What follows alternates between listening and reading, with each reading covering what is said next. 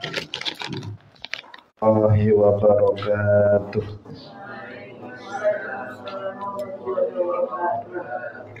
Alhamdulillahi rabbil alamin. Lahun ni'matu wa lahul fadlu wa lahul thana'ul hasan.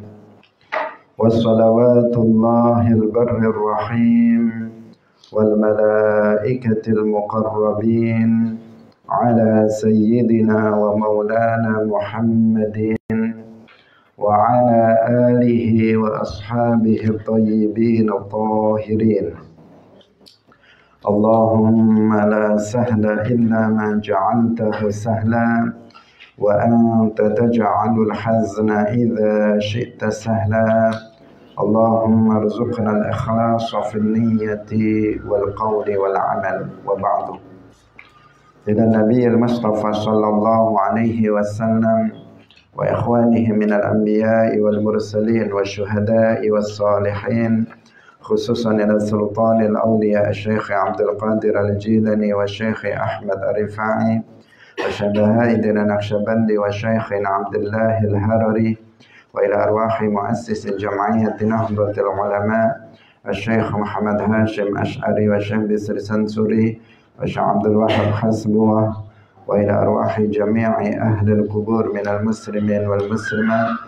Al-Fatihah. أعوذ بالله من الشيطان الرجيم. بسم الله الرحمن الرحيم. الحمد لله رب العالمين الرحمن الرحيم مالك يوم الدين إياك نعبد وإياك نستعين اهدنا الصراط المستقيم صراط الذين أنعمت عليهم غير المغضوب عليهم ولا الضالين آمين. Hadirin hadirat kaum muslimin muslimat pemirsa Madu TV rahimakumullah. Alhamdulillah, kita sangat bersyukur kepada Allah Subhanahu wa taala. Pada pagi hari ini kita semuanya bisa kembali berkumpul dalam majelis ilmu untuk melanjutkan pengajian kitab Sahih Al-Bukhari, Kitabul Iman. Semoga kebersamaan kita pada pagi hari ini diberkahi oleh Allah Subhanahu wa taala. Masing-masing kita diberikan anugerah ilmu yang manfaat barokah fid dunya wal akhirah. Amin ya rabbal alamin. Salawat dan salam semoga tetap tercurahkan kepada Nabi Agung Nabi Muhammad sallallahu alaihi wasallam, para sahabatnya, keluarganya, serta seluruh umat Islam yang mengikuti beliau ila yaumil qiyamah. Kita ikhlaskan niat kita masing-masing, kita ngaji lillahi ta'ala. Kita sampai pada babu su'ali Jibril an-Nabi anil imani wal islami wal ihsani wa ilmi sa'ah. Qala al-imam Abu Abdullah Al-Bukhari rahimahullahu ta'ala, babu su'ali Jibrila utawi iki iku bab nerangaken pitakone malaikat Jibril an-nabiyya ing Kanjeng Nabi sallallahu alaihi wasallam anil imani saking iman wal islami lan islam wal ihsani lan ihsan wa ilmi sa'ati lan pengetahuan tentang kiamat, wa bayanin nabiyyi lan penjelasane Kanjeng Nabi sallallahu alaihi wasallam lahu maring Jibril. Tsumma qala, nuli dawuh sapa Kanjeng Nabi, jaa Jibrilu alaihi salam, jaa wastaqa sapa Jibril alaihi salam, yu'allimukum ngulang sapa Jibril ing sira kabeh dinakum ing agama sira kabeh. Faja'ala nuli ndadekaken sapa Jibril dzalika ing mangkono-mangkono iku kullahu ya sekabehane dzalika dinan ing agama. Wa malan barang bayyana kang wis jelasaken sapa nabiyyu kanjeng Nabi sallallahu alaihi wasallam liwafdi Abdul Qaisi maring utusane Abdul Qais minal imani sangking iman wa qawlihi lan dawe Allah ta'ala wa man yabtaghi ghairal islami dinan falan yuqbala minhu.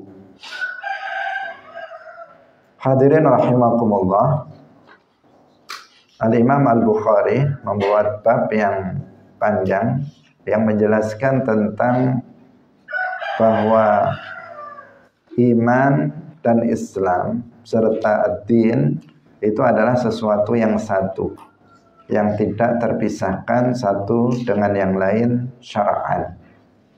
Beliau mengatakan babu su'ali Jibril an-Nabiyya, bab menjelaskan tentang pertanyaan malaikat Jibril terhadap Nabi sallallahu alaihi wasallam tentang iman, Islam, ihsan dan ilmu sa'ah, yaitu pengetahuan tentang waktu tibanya hari kiamat. Kemudian Nabi menjelaskan tentang hal-hal itu kepada Jibril alaihi salam. Setelah itu Rasulullah sallallahu alaihi wasallam di akhir hadis menjelaskan jaa Jibrilu alaihi salam yu'allimukum dinakum. Jibril datang kepada kalian untuk mengajari kalian agama kalian. Jadi di sini Nabi sallallahu alaihi wasallam menyebutkan bahwa semua yang sudah disebutkan. Jadi kan dalam hadis Jibril ini terkenal dengan sebutan hadis Jibril. Itu disebutkan malaikat Jibril datang kemudian bertanya kepada Nabi tentang tentang iman. Kemudian dijawab oleh Nabi. Nabi bertanya tentang Jibril bertanya lagi tentang Islam. Kemudian dijawab oleh Nabi. Setelah itu Jibril bertanya tentang ihsan. Kemudian Nabi menjawabnya lagi. Kemudian Jibril bertanya tentang kapan datangnya hari kiamat. Kemudian Nabi menjawab tentang tanda-tanda datangnya hari kiamat. Kemudian ketika Jibril sudah pergi, Rasulullah Shallallahu Alaihi Wasallam menjelaskan kepada para sahabat bahwa yang datang itu adalah Jibril untuk mengajari kalian agama kalian. Jadi ini menunjukkan apa? Ini satu kesatuan iman, Islam, ihsan. Ini adalah satu kesatuan dalam syarak, satu kesatuan yang tidak terpisahkan. Islam itu iman, iman itu Islam. Nah, itu satu kesatuan yang tidak terpisahkan satu dengan yang lainnya. Nah, secara zahir, jadi orang itu sering beralasan untuk mengatakan bahwa Islam dan iman itu berbeda. Itu sering menggunakan hujjah atau menggunakan dasar hadis Jibril. Bahwa zahir hadis Jibril itu memang iman Islam itu sesuatu hal yang beda. Karena apa? Karena pertanyaannya satu-satu dan dijawab dengan jawaban yang berbeda. Ketika ditanya tentang mal Islam dan ketika ditanya tentang mal iman, itu jawaban Nabi juga beda. Iman itu begini, Islam itu begini. Nah, sehingga secara zahir hadis itu menunjukkan iman dan Islam itu beda, nah, tidak sama. Nah, jika ada sebagian orang yang mengatakan iman Islam itu beda, dasarnya hadis Jibril, maka kita katakan bahwa yang pertama bahwa yang dimaksud dalam syarak itu bukan zahir dari hadis ini, tetapi bukan zahir yang menunjukkan perbedaan, tetapi keduanya itu sama, dibuktikan dengan perkataan Nabi di akhir bahwa yang datang tadi malaikat Jibril mengajari kalian agama. Yu'allimukum dinakum, yang menunjukkan bahwa iman, Islam, ihsan itu semuanya adalah satu kesatuan, yaitu ad-din. Iman, Islam, ad-din itu syai'un wahid, sesuatu yang sama, yang tidak berbeda satu dengan yang lain. Mukmin itu muslim, muslim itu mukmin. Jadi kalau dulu kita telah terangkan secara bahasa, memang iman dan Islam itu beda secara bahasa. Tetapi karena iman itu at-tasdiq bil qalb, membenarkan dalam hati, sementara Islam itu adalah al-inqiyad wal istislam, yaitu pasrah tunduk. Itu makna Islam secara bahasa. Tetapi syar'an itu keduanya itu sama. Islam itu iman, iman itu Islam. Mukmin itu muslim, muslim itu mukmin. Enggak ada mukmin yang enggak muslim, enggak ada muslim yang enggak mukmin. Dia seperti az-zahar ma'al batni. Seperti yang dikatakan siapa? Al-Imam Abu Hanifah, yang sudah berkali-kali kita sebut bahwa al-iman wal Islam itu kaz-zahri ma'al batni. Artinya keduanya sama, tidak terpisahkan satu dengan yang lainnya. Ini berkali-kali telah kita jelaskan permasalahan ini, dan di sini Al-Imam Al-Bukhari ingin membantah mereka yang berargumentasi dengan hadis Jibril untuk membedakan antara iman dan Islam. Beliau mengatakan keduanya sama, terbukti Rasulullah Shallallahu Alaihi Wasallam di akhir hadis mengatakan bahwa Ja'a Jibril alaihi salam yu'allimukum dinakum, menjadikan semuanya itu satu kesatuan, yaitu ad-din. Faja'ala dzalika kullahu dinan. Jadi Rasulullah Shallallahu Alaihi Wasallam menjadikan semuanya itu iman, Islam, ihsan, ilmu sa'ah itu adalah ad-din. Wa ma bayyana an-nabiy sallallahu alaihi wasallam liwafdi Abdul Qais minal iman wa qawlihi ta'ala wa man yabtaghi ghairal islami dinan fala yuqbala minhu, dan penjelasan Nabi terhadap utusan Abdul Qais tentang iman. Jadi ketika ditanya tentang iman, kemudian Nabi menyebut firman Allah, wa may yabtaghi ghairal islami dinan fala yuqbala minhu. Pertanyaannya tentang iman, tapi jawabannya tentang Islam. Kenapa? Karena memang iman itu Islam, Islam itu adalah iman. Ini sekali lagi menegaskan bahwa iman dan Islam itu mutalaziman. Al-Islam wal iman itu mutalaziman, syai'un wahid fi syar'i. Di dalam syarak makna huma wahid, maknanya itu sama. Kita baca hadisnya.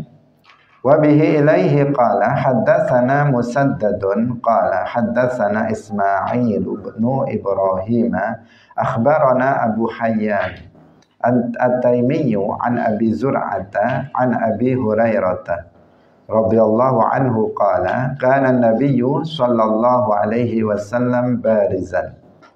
Kana ana sapa nabiyyu kanjeng Nabi sallallahu alaihi wasallam iku barizan, wong kang pertela yauman ing dalem dina suwiji linnasi maring menungso. Fa'atahu nuli teka ing kanjeng Nabi sapa Jibril. Faqala nuli dawuh sapa Jibril maring kanjeng Nabi, mal iman. Qala jawab sapa kanjeng Nabi, al imanu utawi iman iku antuk mina, yen to iman sapa sira billahi kelawan Allah, wa malaikatihi lan pira-pira malaikate Allah, wa biliqaihi lan kelawan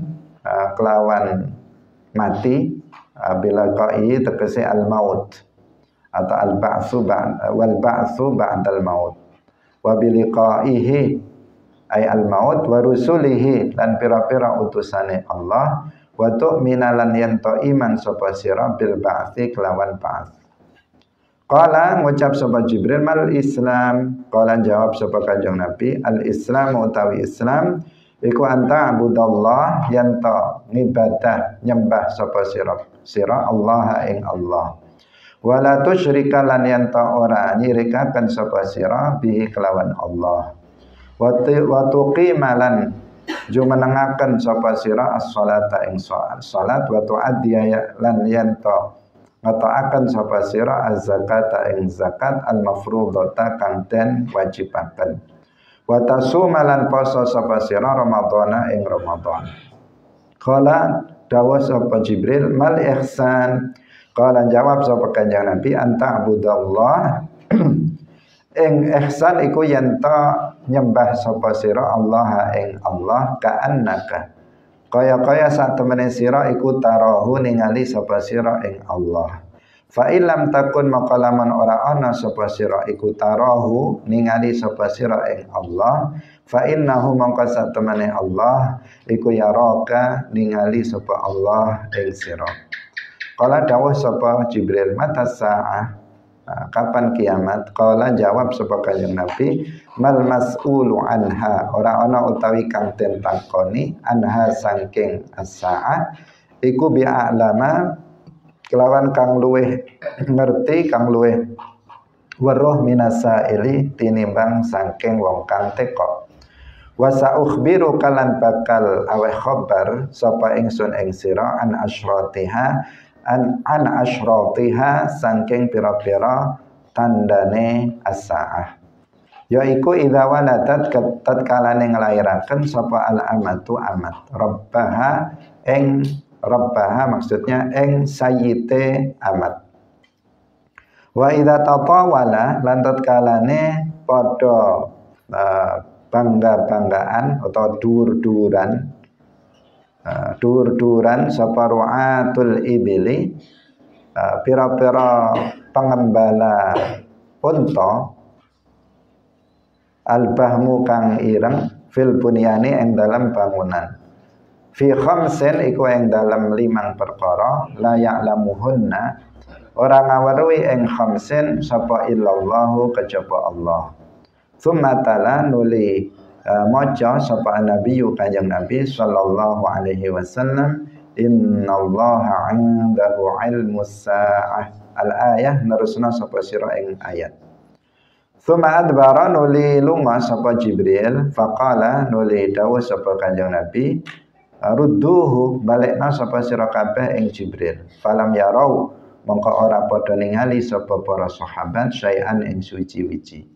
Faqala nuli dawuh sapa Kanjeng Nabi hadza utai iki iku Jibril jaa wastaqa sapa Jibril yu'allimu ngulang sapa Jibril an-nasa ing menungsa dinahum ing agamane an-nas. Qala Abu Abdullah Al-Bukhari ja'ala dzalika dadaaken dzalika sapa Kanjeng Nabi dzalika ing mangkono kullahu ya sekabehane dzalika minal imani saking iman. Hadirin rahimakumullah, ini hadis panjang. Meskipun dalam hadis ini juga sudah disingkat oleh Al-Imam Al-Bukhari. Karena kalau kita membaca misalnya yang ada dalam Al-Arba'in, hadis Al-Arba'in An-Nawawiyah, maka hadisnya lebih panjang dari hadis ini. Yaitu hadis yang disebut dengan hadisu Jibril. Hadithu Jibril dikatakan demikian karena ketika itu Jibril alaihissalam datang di tengah-tengah majelis Rasulullah sallallahu alaihi wasallam bersama para sahabatnya. Jibril datang dalam bentuk seorang laki-laki, dalam wujud seorang laki-laki.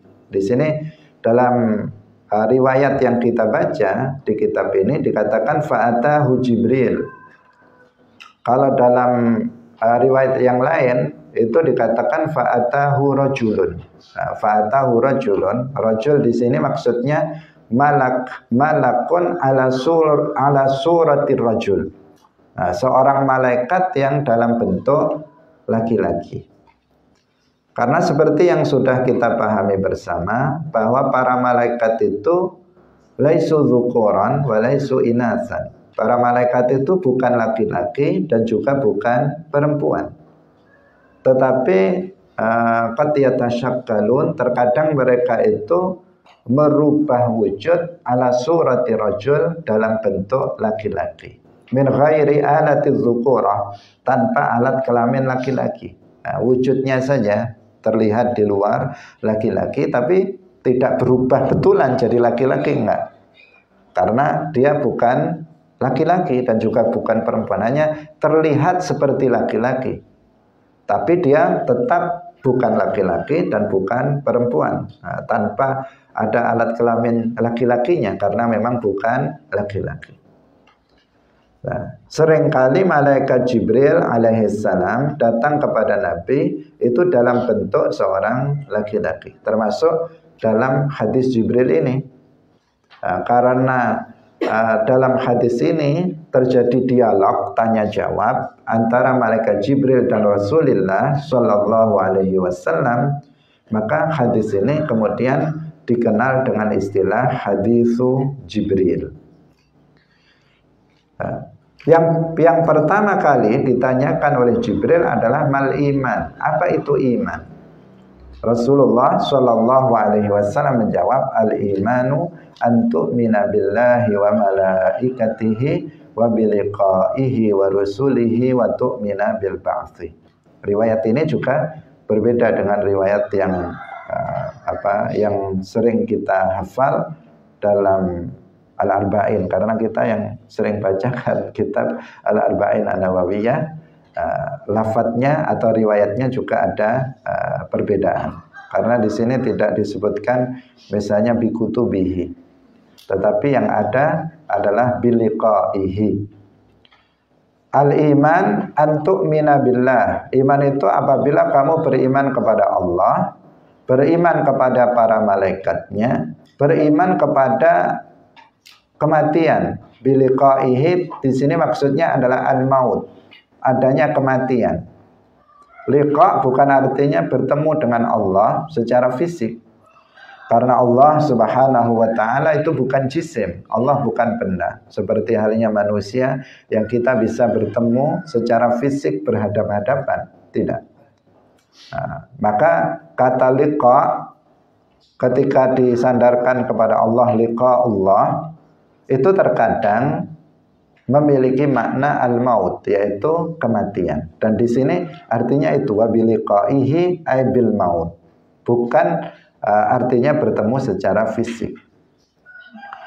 Karena Nabi memang bukan berbentuk fisik seperti yang tadi kita telah jelaskan.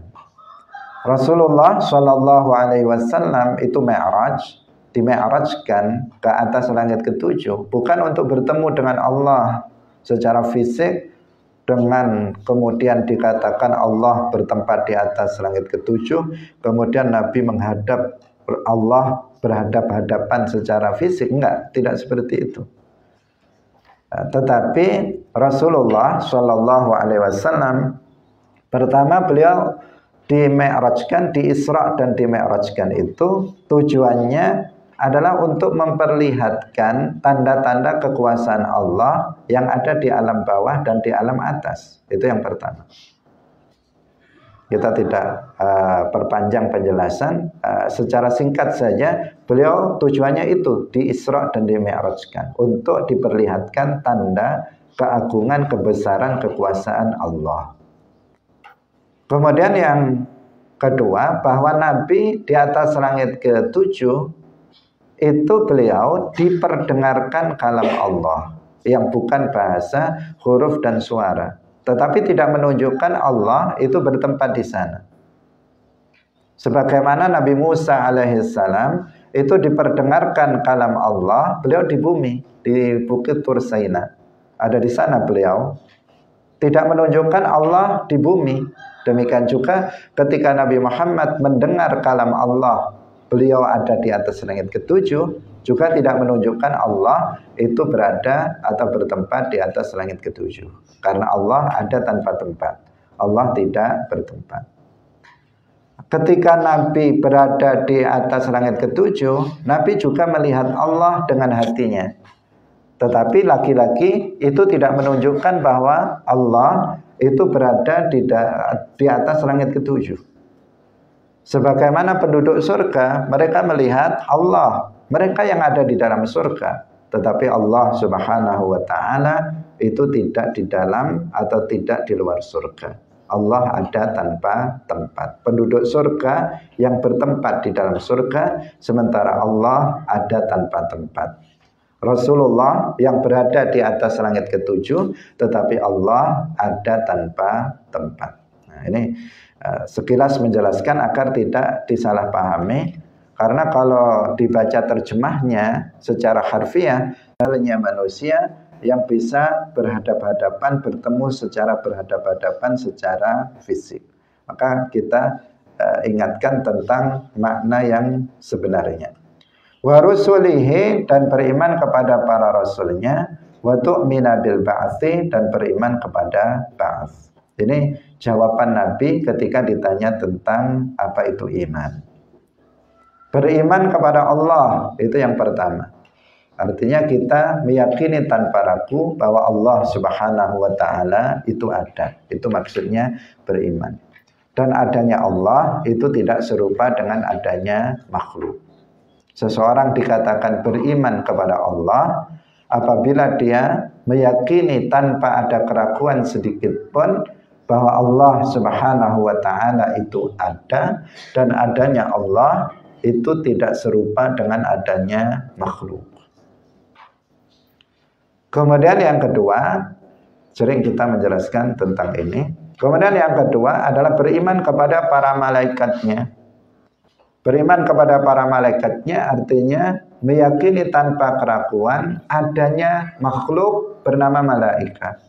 Bahwa para malaikat itu ada. Mereka adalah makhluk Allah Subhanahu. Mereka tidak beranak pinak, mereka tidak menikah, mereka senantiasa menjalankan apa yang diperintahkan oleh Allah dan tidak pernah bermaksiat kepada Allah Subhanahu wa Ta'ala. Mereka ditugaskan, sebagian mereka ditugaskan oleh Allah untuk mengatur sebagian alam semesta ini. Terkadang mereka merubah wujudnya dalam bentuk yang lainnya. Mereka memiliki sayap, ada yang memiliki 2, 3, 4 sayap, dan bahkan ada yang sampai 600 sampai 900 sayap. Itu para malaikat. Mereka, para malaikat, itu adalah makhluk yang jumlahnya paling banyak. Tidak ada yang mengetahui jumlahnya kecuali hanya Allah Subhanahu wa Ta'ala. Wa ma ya'lamu junuda rabbika illahu. Tidak ada yang mengetahui tentara Tuhanmu, yaitu para malaikat, kecuali hanya Allah Subhanahu wa Ta'ala. Itu sekilas tentang sifat-sifat dari para malaikat. Wa biliqaihi, kita yakin tentang adanya kematian. Ini tidak ada seorang pun yang akan selamat dari kematian.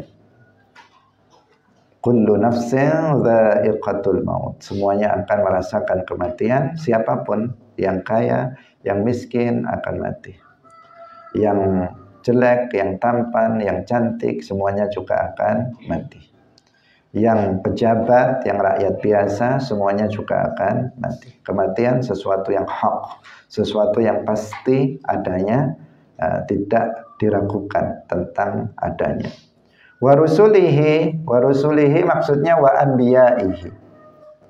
Wa anbiyaihi yaitu para nabi Allah, baik nabi yang rasul maupun nabi yang bukan rasul. Jadi bukan terbatas pada rasul saja, nabi yang rasul, tetapi nabi yang bukan rasul juga wajib bagi kita untuk mengimaninya. Sehingga wa rusulihi artinya wa anbiyaihi, dan para nabi Allah, baik yang rasul, yang sekaligus rasul maupun yang bukan rasul.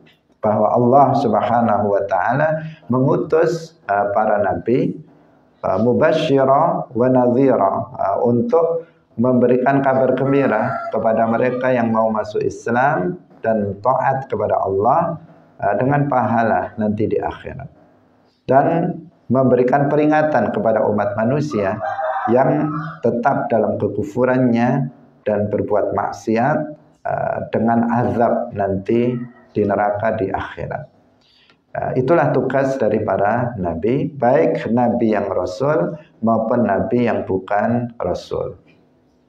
Faba'atsallahu an-nabiyyina mubasysyirina wa mundzirin.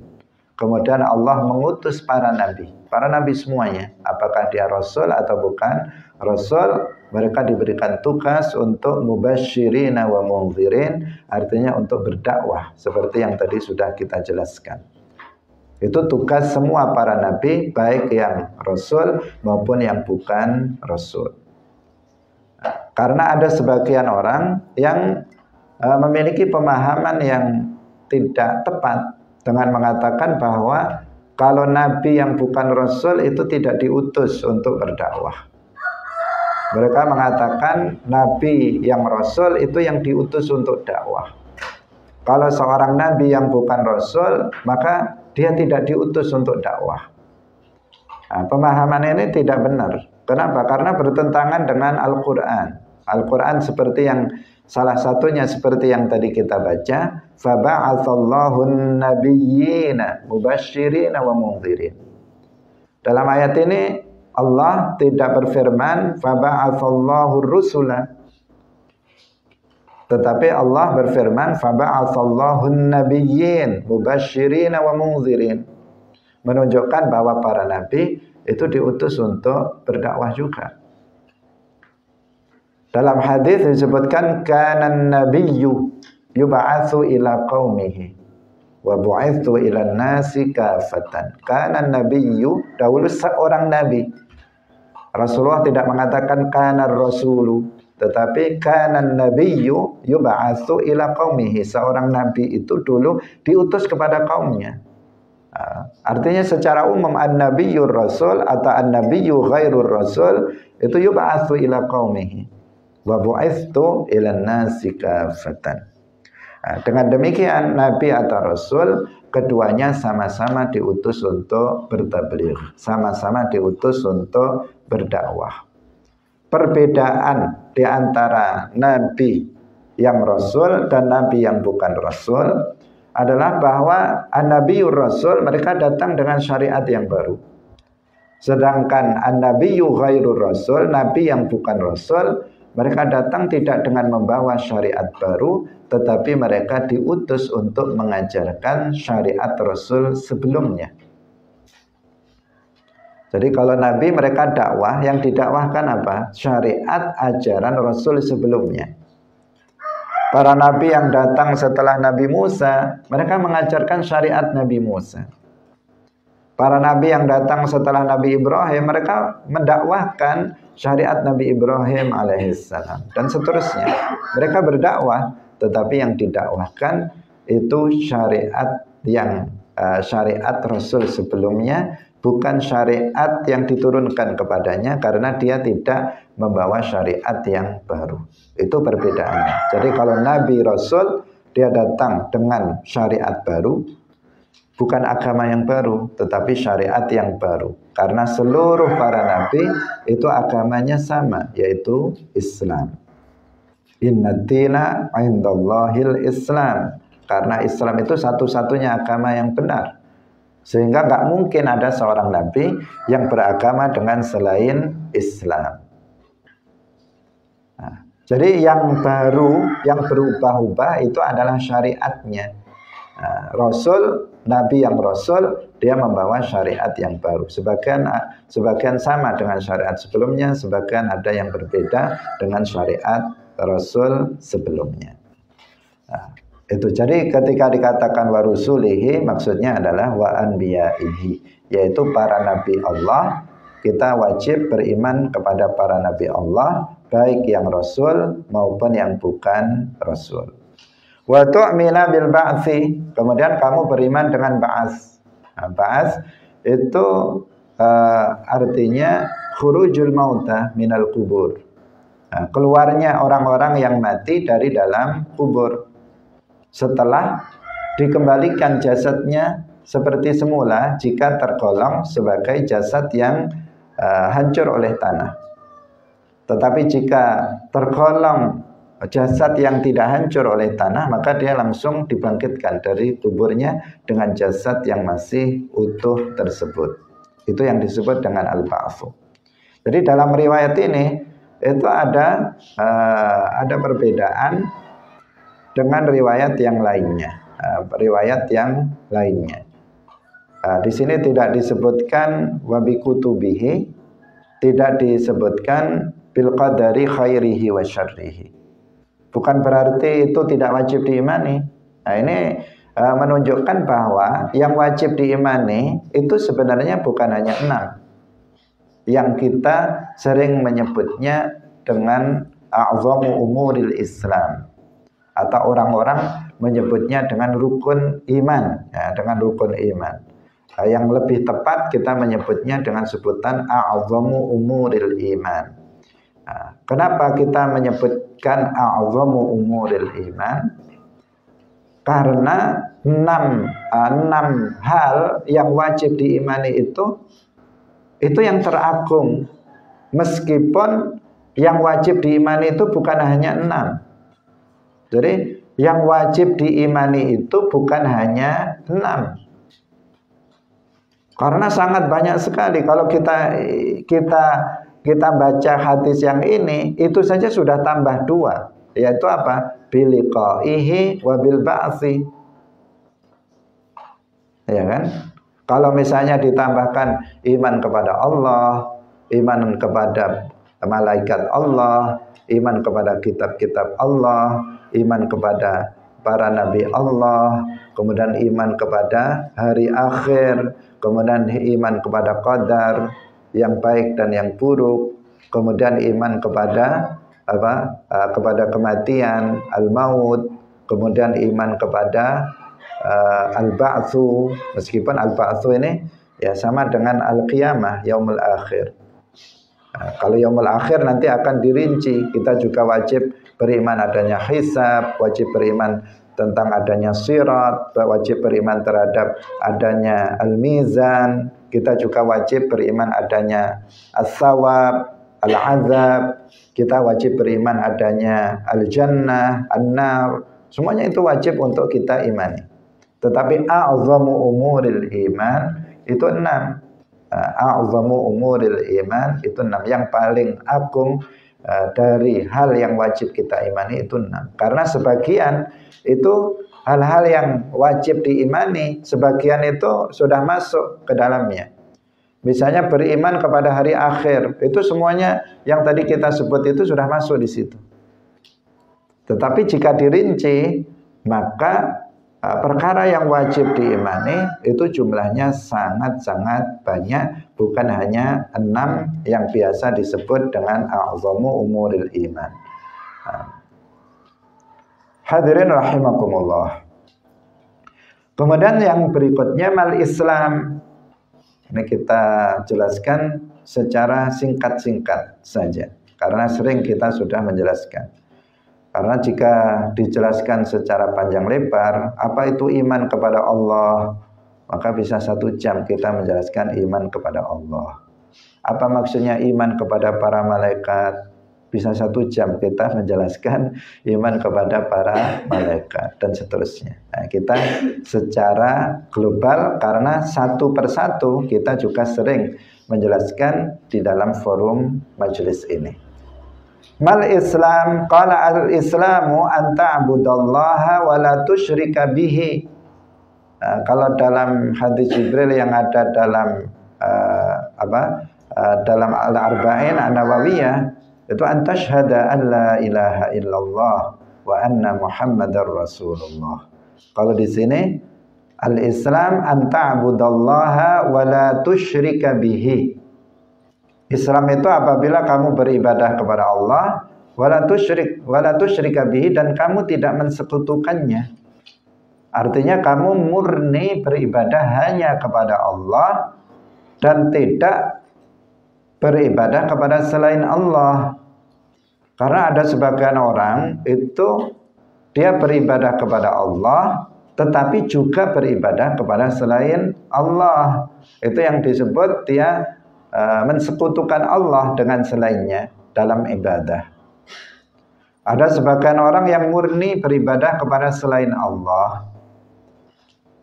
Mereka orang-orang musyrik, orang-orang kafir. Ada juga di antara mereka yang beribadah kepada Allah juga beribadah kepada selain Allah. Jadi dua-duanya diibadahi. Nah, ini juga orang yang melakukan seperti itu musyrik. Dan Allah Subhanahu wa taala tidak mengampuni dosa syirik jika dia mati dalam keadaan tersebut. Wa tuqimas shalah. Wa tuqimas sholata, kemudian kamu mendirikan salat.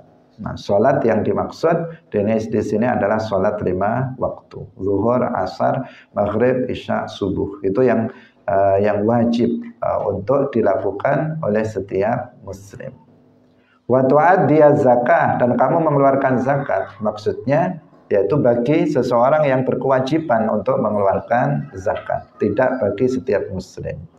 Yaitu bagi seorang muslim yang dia memiliki mal zakawi, harta yang wajib dikeluarkan zakatnya, karena nggak semua harta wajib dikeluarkan zakatnya. Tidak semua harta yang itu wajib dikeluarkan zakatnya. Hanya harta-harta tertentu saja, yaitu binatang ternak. Itu pun nggak semua binatang ternak, hanya unta, sapi, dan kambing. Kemudian apalagi yaitu hasil pertanian, biji-bijian itu pun hanya yang yang menjadi bahan makanan pokok. Buah-buahan itu hanya anggur dan kurma saja, dan seterusnya. Artinya seseorang yang memiliki harta zakawi, harta yang wajib dikeluarkan zakat dan telah memenuhi syarat-syarat wajib zakat, maka dia wajib untuk mengeluarkan zakat. Jika tidak, maka ya dia tidak berdosa. Artinya dia ya tetap muslim. Ada seseorang sepanjang hidupnya nggak pernah mengeluarkan zakat. Kenapa? Karena memang dia fakir, miskin sepanjang masa misalnya. Jadi bukan hanya sesekali tetapi sepanjang masa sampai mengeluarkan zakat fitrah saja nggak mampu. Maka orang tersebut nggak pernah mengeluarkan zakat. Ya, dia tetap muslim karena memang dia nggak berkewajiban untuk mengeluarkan zakat. Wa tu'addiya zakatal mafruḍah. Kalau yang sunnah, yang sedekah itu namanya sunnah, tidak wajib untuk dilakukan. Wa tasuma Ramadan, dan berpuasa Ramadan. Di sini disebutkan berapa? Di sini 1, 2, 3, 4. Yang haji tidak disebutkan dalam riwayat ini. Ini juga tidak menunjukkan pembatasan, Karena ajaran Islam itu juga banyak, sebagaimana hal yang wajib diimani itu jumlahnya sangat banyak. Kemudian kewajiban seorang muslim itu juga bukan hanya 5. Tetapi jumlahnya sangat banyak.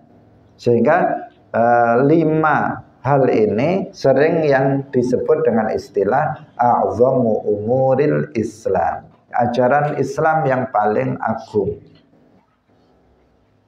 Kalau ajaran Islam jumlahnya bukan hanya ini, bukan hanya 5, banyak sekali ajaran-ajaran Islam yang wajib untuk kita laksanakan. Belum lagi yang sunnah. Yang wajib saja ajaran Islam itu jumlahnya sangat banyak, puluhan, ratusan yang wajib untuk kita jalankan. Tetapi yang paling agung itu yang disebut dalam hadis Jibril yang 5, yaitu 2 kalimat syahadat, mengucapkan 2 kalimat syahadat, kemudian yang kedua salat, kemudian yang ketiga mengeluarkan zakat, kemudian puasa Ramadan, kemudian haji. Itu a'zamu umuril Islam. Tapi ajaran Islam itu lebih dari 5, sangat banyak. Hadirin rahimakumullah, misalnya silaturahim itu ajaran Islam, birrul walidain itu ajaran Islam, kemudian ikhlas dalam beramal itu ajaran Islam, dan seterusnya banyak sekali. Qala mal ihsan, yang kemudian apa itu ihsan? Qala an ta'budallaha ka'annaka tarah fa illam takun tarah fa innahu yarah. Ihsan itu derajat yang tinggi indallah, derajat yang sangat tinggi yang diperoleh oleh hanya sedikit orang.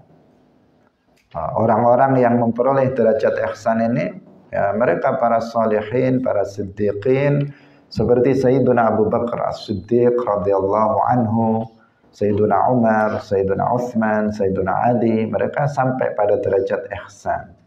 Dan mereka para aulia, banyak di antara mereka yang sampai pada derajat ihsan. Seperti apa derajat ihsan itu? Yaitu anta abudallaha ka'annaka tarah. Apabila kamu beribadah kepada Allah, seakan-akan kamu melihatnya.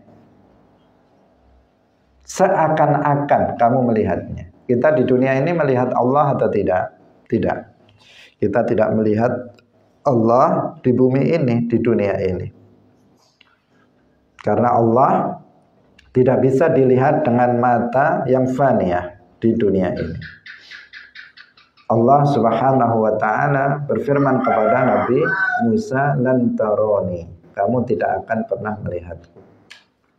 Dalam Al-Qur'an disebutkan la tudrikuhul absar. Allah itu tidak terjangkau oleh pandangan mata. Di dunia, maksudnya fid dunya, di dunia.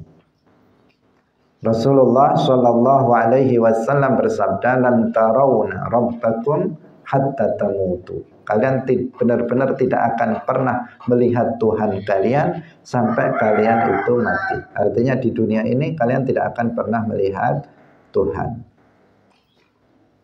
Tapi nanti di akhirat penduduk surga mereka akan bisa melihat zat Allah. Hanya saja yang dilihat itu seperti yang kita yakini, bukan benda, tanpa disifati dengan sifat-sifat benda, ada tanpa tempat, ada tanpa arah. Seperti yang sudah sering kita jelaskan. Nah, makanya di sini dikatakan ka'annaka tarah. Ka'annaka tarah. Apabila kamu beribadah kepada Allah, seakan-akan kamu melihatnya. Kamu tidak melihatnya, tetapi seakan-akan li syiddatil yaqin, li quwwatil yaqin, karena kuatnya keyakinan di dalam hati sehingga seakan-akan kamu melihatnya. Orang itu kalau melihat secara langsung, maka yakin atau tidak yakin? Pasti yakin 1000%. 1000%. Mau dibantah seperti apapun, kita akan bertahan. Misalnya saya nanti keluar dari sini, ada yang bertanya, Iqbal tadi hadir atau enggak? Saya bilang hadir. Kemudian ada temannya lagi bilang enggak hadir. Saya akan bertahan apa tidak? Pasti saya akan bertahan. Hadir, benar-benar hadir. Saya melihat langsung dia hadir. Meskipun dia ngotot, yang satunya teman enggak hadir. Hadir, dibilangin hadir, kok bilang enggak hadir. Saya melihatnya langsung. Kenapa? Karena melihat itu seseorang akan yakin 1000% dia akan yakin, tidak ada keraguan. Nah, di sini Allah kita nggak bisa melihatnya, di dunia ini kita nggak bisa melihatnya. Tetapi seseorang yang sampai pada derajat ihsan, keyakinannya kepada Allah itu sangat kuat, sehingga dikatakan seakan-akan saking kuatnya keyakinan itu seakan-akan dia melihat Allah. Kalau seseorang dalam beribadah kepada Allah dengan keimanan, keyakinan yang sangat kuat, seakan-akan dia melihat Allah, maka dia akan maksimal dalam beribadah. Kalau dia sedang sholat, maka dia akan maksimal dalam sholat, penuh dengan kekhusyuan dari awal sampai akhir. Itu karena apa? Ka'annahu yarah, seakan-akan dia melihat Allah, sehingga dia kalau sholat nggak main-main, kalau sholat nggak asal sholat, tetapi sholatnya betul-betul sesuai dengan tuntunan syariat dan penuh dengan kekhusyuan, kekhuduan yang maksimal. Kenapa? Karena kuatnya keyakinannya kepada Allah Subhanahu wa ta'ala. Fa in lam takun tara fa innahu yarak. Atau kalau kita atau kita, jika kita tidak melihatnya dan memang kita tidak melihatnya, paling tidak kita merasa bahwa Allah itu melihat kita. Merasa Allah itu melihat kita. Allah melihat kita apa tidak? Melihat kita. Tidak diragukan Allah melihat kita. Dimanapun, kapanpun Allah melihat kita. Dimanapun kamu berada, apakah kamu sembunyi di dasar lautan atau kamu sembunyi di dalam gua yang gelap gulita, Allah melihatnya. Allah akan melihat kita. La yakhfa alaihi syai', enggak ada sesuatu yang samar bagi Allah Subhanahu wa ta'ala. Dimanapun dan kapanpun kita berada, Allah pasti melihat kita.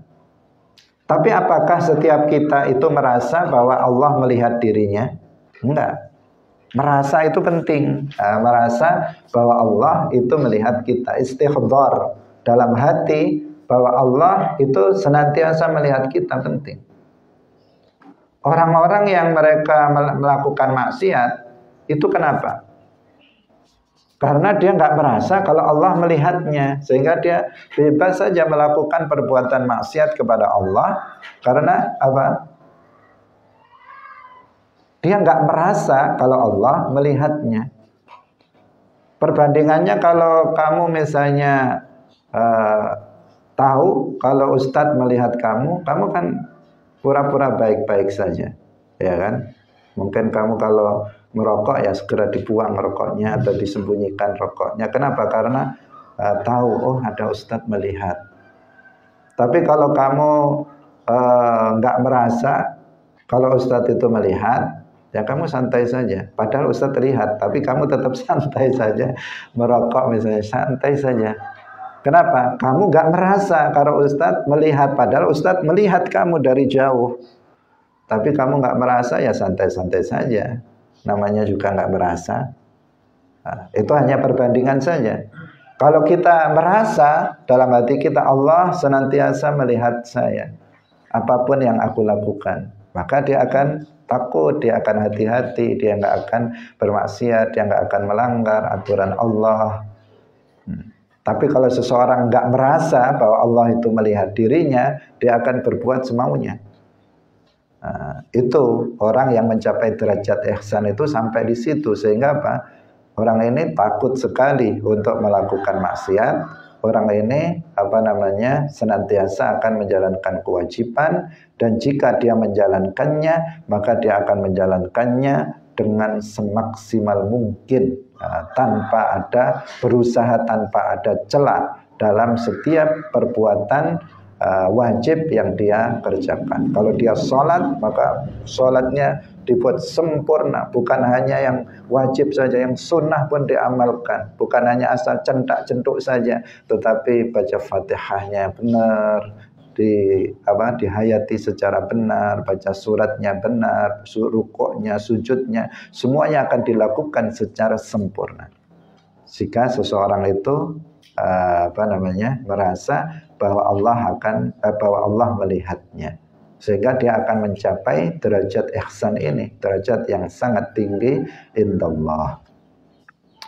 Hadirin rahimakumullah, waktu sudah habis, insyaallah akan kita jelaskan lanjutannya pada pertemuan berikutnya, karena dalam bab ini masih ada satu hadis ya, meskipun di sini diberikan bab yang tersendiri, tapi hanya tertulis babun. Itu saja.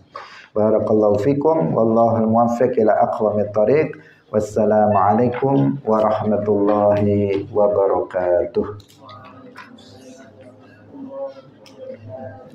La ilaha illallah Allahumma salli ala sayyidina Muhammad wa ala alihi wa sahbihi wa sallim. Rabbi ghfirli wa liwalidayya wa lil mu'minina wal mu'minat.